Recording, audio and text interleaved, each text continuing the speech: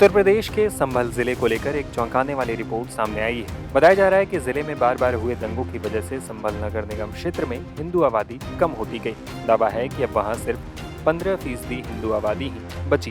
Reports के मुताबिक आजादी के वक्त यानी साल 1947 में संभल में 45% हिंदू आबादी थी, लेकिन 30% हिंदू जनसंख्या पिछले 78 सालों में घट गई है। दरअसल संभल में साल 2024 के आखिर में जामा मस्जिद के सर्वे के दौरान हिंसा भड़क गई थी। इस घटना में 4 लोगों की जान चली गई थी। इसके बाद 29 नवंबर 2024 को यूपी सरकार ने हिंसा की जांच के लिए न्यायिक आयोग का गठन किया था। इसमें इलाहाबाद हाई कोर्ट के retired justice Devendra Kumar Arora, retired IAS Amit Mohan और रिटायर्ड IPS अरविंद कुमार जैन शामिल थे। अब न्यायिक आयोग ने गुरुवार को लखनऊ में CM योगी से मुलाकात कर गोपनीय जांच रिपोर्ट सौंप दी है। बताया जा रहा है कि करीब 450 पन्नों की इस रिपोर्ट में संभल को लेकर कई चौंकाने वाले दावे किए गए हैं। सूत्रों के मुताबिक रिपोर्ट में दावा किया गया है कि संभल में 15 से 20% हिंदू रह गए हैं। यहाँ मुस्लिम आबादी 80 से 85% बताई गई है। इस रिपोर्ट को लेकर राजनीति भी शुरू हो गई है। मामले को लेकर बीजेपी और समाजवादी पार्टी की तरफ से रिएक्शंस सामने आए। देखिए, संभल की 450 पेज की जो रिपोर्ट है ना, ये रिपोर्ट इस बात का एहसास करा रही है कि आज भारत किस खतरे के मुहाने पर बैठा हुआ है। डेमोग्राफी चेंज कर रही है कि किस प्रकार के षड्यंत्र रचे जा रहे हैं और पंडित नेहरू के समय से जो देश में मजहबी तुष्टीकरण की एक राजनीति शुरू हुई, उसने देश को कितना नुकसान पहुंचाया है।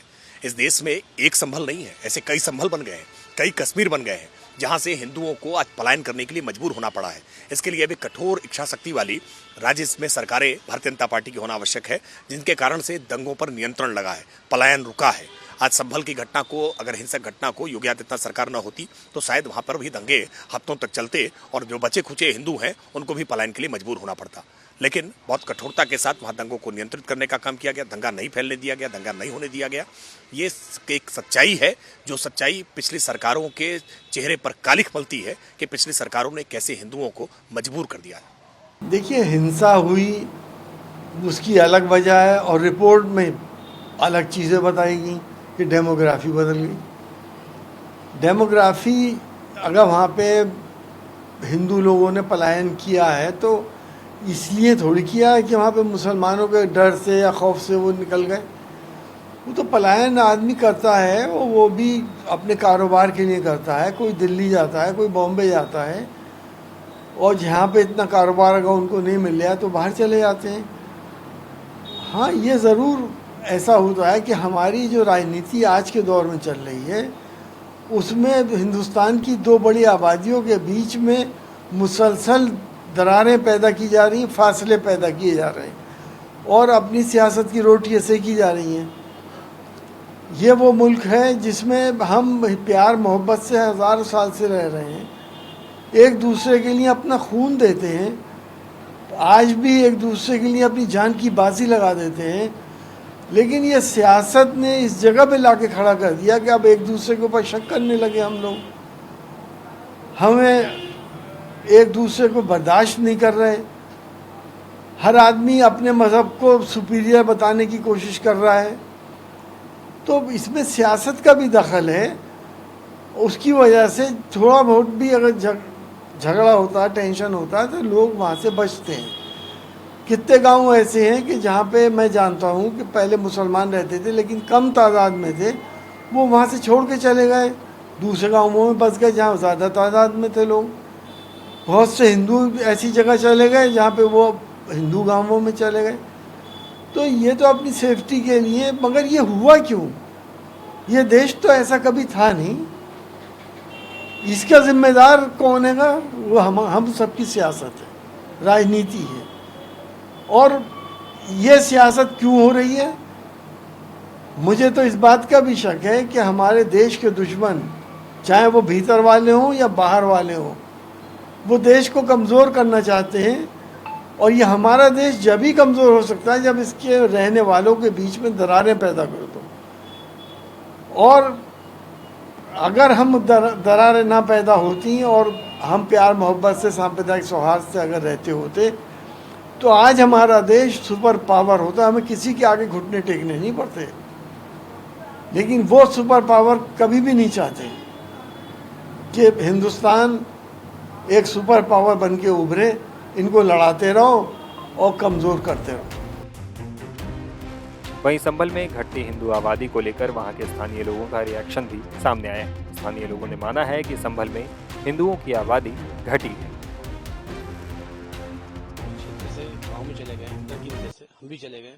मैं यादव समाज से आता हूँ, हमारे पिताजी यहीं संभल में रहते थे, मैं भी संभल में पैदा हुआ, बट डर की भय की वजह से हम गांव के बगल में क्षेत्र में चले गए, यहाँ आना पसंद नहीं करते। 15% संख्या संभल में रह गई है। आए दिन हिंदू यहाँ से प्लान करता रहता है। अब योगी सरकार जब से आई है थोड़ा सा धैर्य मिला है, जिससे उम्मीद भी है इस सरकार पर। वैसे सरकार तो हमारी थी पहले भी, मगर अखिलेश यादव मुलायम सिंह यादव उस टाइम ध्यान नहीं दिया, जिससे संख्या बहुत कम हो गई यहाँ पे। और हमारा समाज पूरी तरह से डरता है संभल में आने से।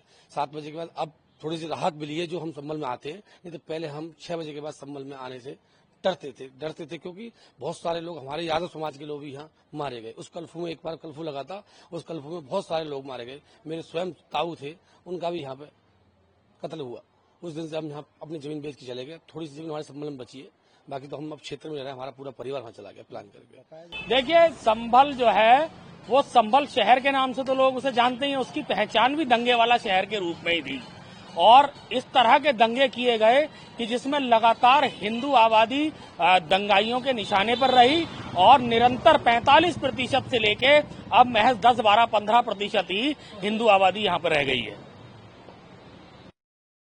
यहाँ से हिंदुओं का पलायन हुआ। विपरीत विचारधारा की सरकारें थी, उन्होंने हिंदुओं की बात को अनसुना कर दिया। उनके घरों में आग लगाई गई, आगजनियां की गई, उनके व्यापारिक प्रतिष्ठानों पर हमला किया गया और साथ साथ अन्य प्रकार की जो घटनाएं होती हैं, जहां पे हिंदू कम स्थिति में रह गए थे वहां छेड़छाड़ जैसी घटनाएं, वहां बदतमीजियों की और घटनाएं ऐसी हुई जिस कारण से हिंदू वहां से पलायन करने को मजबूर हो गए। उत्तर प्रदेश के यशस्वी मुख्यमंत्री जी से और प्रदेश की सरकार से मेरी यही इच्छा है कि संभल के हिंदुओं को सुरक्षा दी जा सके और संभल के विकास के लिए और संभल में पुनः हिंदुओं को बसाने के लिए वो कदम बढ़ाएं, यही मेरी उनसे आशा है। 1978 का जो भाई साहब ने जिक्र किया, तो 1978 में जो यहाँ पर संभल के अंदर हिंदुओं पर अत्याचार हुए वो असहनीय और पीड़ादायक थे, बहुत ज्यादा। जब से हिंदुओं का यहाँ से पलायन शुरू हो गया और हिंदुओं ने अपनी रक्षार्थ, अपने संपत्ति के रक्षार्थ यहाँ से पलायन शुरू किया, लेकिन किसी प्रशासन ने इसकी कोई देखभाल नहीं की, कोई इसका अपने संज्ञान में नहीं लिया, कोई सुनने वाला नहीं था, देखने सुनने वाला नहीं था। इसी की रिप्रेजेंटेशन करते हुए बाद में लोगों ने इस बात पर ध्यान दिया, कोशिश करी, लेकिन इसकी पुनरावृत्ति इसी प्रकार बनी रही और हिंदुओं का बराबर यहाँ से पलायन होता रहा और हिंदुओं का शोषण होता रहा बराबर यहाँ के। क्योंकि हिंदुओं में आपस में ना तो यहाँ से कोई MP बन करके आया, ना कोई MLA बन करके आया, और जो लोग आए तो उन्होंने अपनी उसका ध्यान रखा, अपने जो उनकी विचारधारा है, जो उनकी शिष्टता है, जो जैसे शांति प्रिय लोग कहा जाते हैं, उसी शांति प्रिय का उन्होंने ध्यान रखा और किसी और ध्यान बिल्कुल दिया नहीं गया।